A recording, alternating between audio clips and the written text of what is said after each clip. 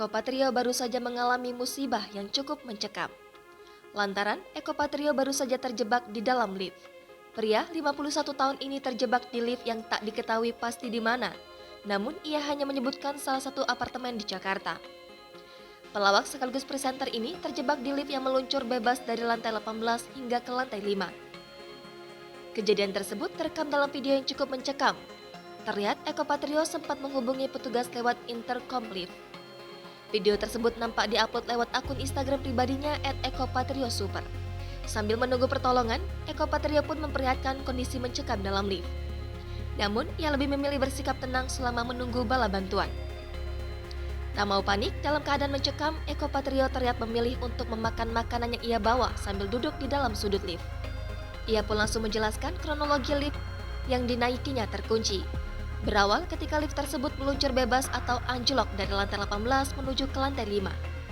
Tak selang berapa lama, akhirnya ada petugas yang membuka pintu lift untuk memberikan pertolongan. Terlihat ketika pintu lift dibuka dengan posisi menggantung pada lantai 5. Akhirnya, Eko Patrio dapat dievakuasi dari lift tersebut dengan bantuan 2 orang pihak keamanan yang berada tepat di depan pintu lift.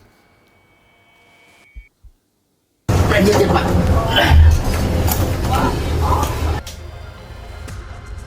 Bahaya loh, tadi saya dari lantai itu langsung dari lantai anjlok, bener dari 18 langsung anjlok ke 5. Coba kayak apa coba tuh rasanya tuh.